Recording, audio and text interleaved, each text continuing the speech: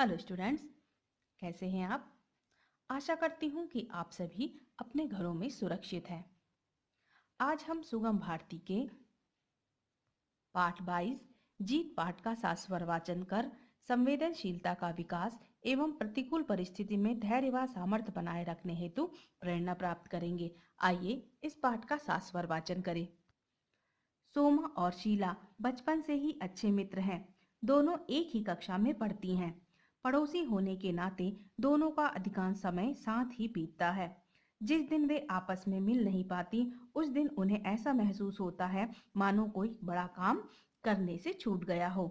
उस दिन सोमा जैसे ही घर पहुंची तो देखा कि कलकत्ते से मौसी और उनकी बेटी मधु आई हैं।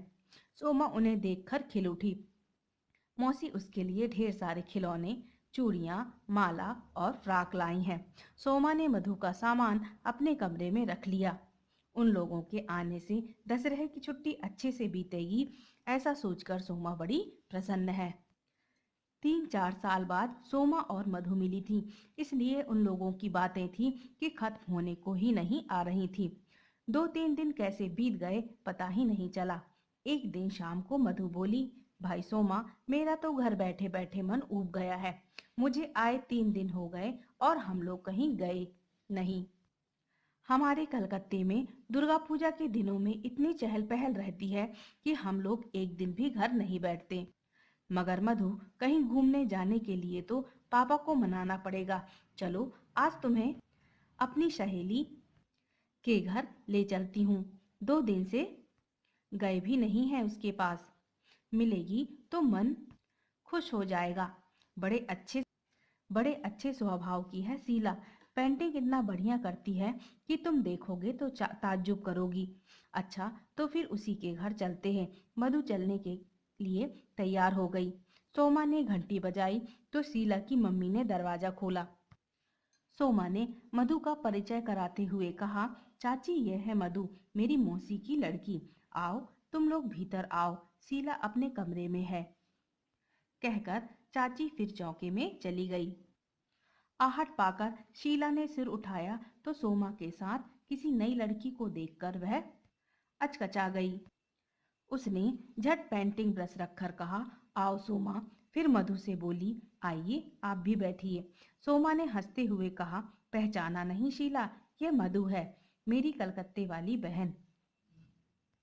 इसे आप नहीं तुम कहो। लेकिन तुम लोग खड़े क्यों हो? बैठो ना, शीला ने सहज होते हुए कहा। सोमा कुर्सी खींचकर बैठ गई, लेकिन मधु वैसी की वैसी ही खड़ी रही। वह शीला को आश्चर्य से देखी जा रही थी। तभी शीला बोली, मेरे हाथ नहीं है, देखकर आपको अजीब सा लग रहा होगा। नहीं तो, कहकर मधु भी बैठ गई। ऊपर से तो उसने नहीं कह दिया था, लेकिन उसके असहज व्यवहार को सोमा और शीला दोनों ने भांप लिया था। थोड़ी देर इधर उधर की बातें करके ही मधु उठ गई। हारकर सोमा को भी उठना पड़ा। रात को जब दोनों फिर से बातें करने बैठी तो मधु बोली, सोमा, तुम्हारी शीला से कैसी दोस्ती है? तुम्हारी जगह मैं होती तो कभी मित्रता न करती, न खेलती न कूदती, बस सारे वक्त बातें। इस तरह तो तुम्हारी जिंदगी भी चौपट हो जाएगी। नहीं मधु, तुम शीला को नहीं जानती। अब से 4 साल पहले वह हम लोगों की तरह स्वस्थ और सुंदर लड़की थी। एक दिन तार मिला कि नानी की हालत खराब हो गई है, तो शीला तुरंत रवाना हो गई। जिस बस से वे लोग गई वह रास्ते में दुर्घटनाग्रस्त हो गई। चाची के सिर में चोट आई, मगर शीला के दोनों हाथ की हड्डी चूर चूर हो गई। मजबूरन डॉक्टर को उसके दोनों हाथ काटने पड़े। शीला को जब होश आया तो अपने हाथ न देखकर वह फूट फूट कर रोने लगी। चाचा चाची और डॉक्टर सब समझा समझा कर हार गए, मगर वह हर समय रोती रहती। अपनी अकेली संतान को यूं बिलखते देख चाची का बुरा हाल था। उन्हें यूं रोता देखकर एक दिन डॉक्टर साहब ने समझाया कि अगर आप यूं हर समय उदास रहेंगी तो शीला को कैसे धैर्य आएगा। आप उसे खुश रखने की कोशिश करिए, तभी वह धीरे धीरे सहज हो सकेगी। उस दिन से उन्होंने अपने सीने पर पत्थर रख लिया। 3-4 महीने इलाज के लिए अस्पताल में रहना था। शीला का घाव धीरे धीरे भरने लगा, लेकिन अब वह लेटे लेटे उबने लगी। अचानक एक दिन चाची को ख्याल आया कि वह तो पढ़ने की बहुत शौकीन है। बस फिर क्या था, वह उसके लिए अच्छी अच्छी किताबें लाने लगी। शीला का वक्त ठीक से गुजरने लगा। तभी एक दिन शीला ने कहा, मम्मी, आप मेरी कोर्स की किताबें ला दीजिए, मैं पढ़ती रहूंगी, नहीं तो मेरा साल बेकार हो जाएगा। चाची ने सुना तो प्रसन्नता से उनकी आंख भर आई। उस दिन से शीला अस्पताल में कोर्स की किताबें पढ़ने लगी। समय बीतता गया और वह ठीक होकर घर आ गई। जब स्कूल पहुंची तो प्राचार्य ने यह कहकर उसे वापस भेज दिया कि वह अब सामान्य बच्ची तो है नहीं, इसलिए उसकी पढ़ाई यहाँ ना हो सकेगी। उस दिन वह बहुत रोई। उसे लगा उसका जीना व्यर्थ हो गया। मगर चाची ने हिम्मत नहीं छोड़ी। उन्होंने शीला को समझाते हुए कहा, तुम घबराओ नहीं बेटी, अगर तुम्हारे मन में पढ़ने की लगन है तो तुम जरूर पढ़ सकोगी। कैसे मम्मी? मेरे तो हाथ ही नहीं है, कैसे लिखूंगी, कैसे पेंटिंग बनाऊंगी, कैसे अपना काम करूंगी? जब परीक्षा नहीं दे सकूंगी तो मेरा पढ़ना ना पढ़ना सब बराबर हो जाएगा। शीला ने बुझे स्वर में कहा, नहीं बेटी, मेहनत कभी बेकार नहीं जाती, तुम भी सब करोगी, वैसे ही जैसे सब करते हैं। मगर कैसे मम्मी? मैं कैसे कर पाऊंगी? मेरे दोनों हाथ भगवान ने मुझे अपाहिज बनाकर क्यों छोड़ दिया? कहकर वो रो पड़ी। चाची ने उसके आंसू पोंछे, फिर प्यार से समझाते हुए कहा, देखो शीला, भगवान जब किसी से कुछ छीनता है तो उसे कुछ देता भी है, नहीं तो इंसान का जीना दूभर हो जाए। तुम भी धैर्य रखो, मैं तुम्हारा नाम दिव्यांग बच्चों के स्कूल में लिखवा देती हूँ, वहां तुम अपनी पढ़ाई पूरी कर सकोगी। हिम्मत हारने से तो कुछ भी हाथ नहीं लगेगा बेटे।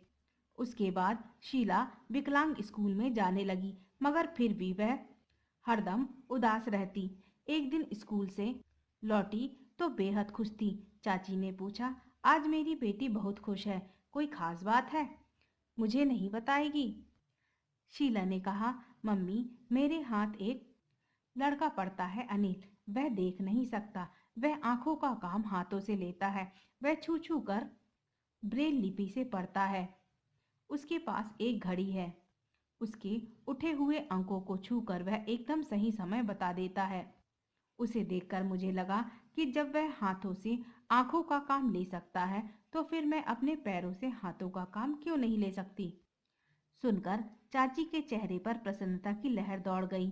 उन्होंने शीला को सीने से लगाकर कहा, बेटी, तूने अपनी मंजिल पा ली है, अब तू कभी पीछे मुड़कर नहीं देखेगी। बस उसी दिन से वह पैरों से कलम पकड़कर लिखने का अभ्यास करने लगी। लिखने के अलावा पेंटिंग बनाना, खाना बनाना, कई काम वह एक एक कर पैरों से करने लगी। शुरू में उसे अटपटा लगा था, दिक्कत भी आती थी, मगर चाची ने सदा उसका मनोबल बढ़ाया और वह कामयाब होती गई। इस साल वह 7वीं की परीक्षा दे रही है। पेंटिंग तो वह इतनी अच्छी बनाती है कि उसे इस वर्ष चित्रकला प्रतियोगिता में प्रथम पुरस्कार मिला है। उसने भी अन्य बच्चों की तरह भाग लिया था। आयोजकों के कहने पर भी उसने अधिक समय नहीं लिया। बोली, यह बेईमानी होगी, और सबके देखते ही देखते पैरों में ब्रश पकड़कर ऐसी सुंदर सीनरी बनाई कि देखने वाले चकित रह गए। अब वह पढ़ने के बाद खाली समय में नए वर्ष, होली, दिवाली, ईद, क्रिसमस, जन्मदिन आदि के कार्ड पर सुंदर सुंदर पेंटिंग बनाती है और इन्हें दुकान पर बिकने के लिए दे आती है।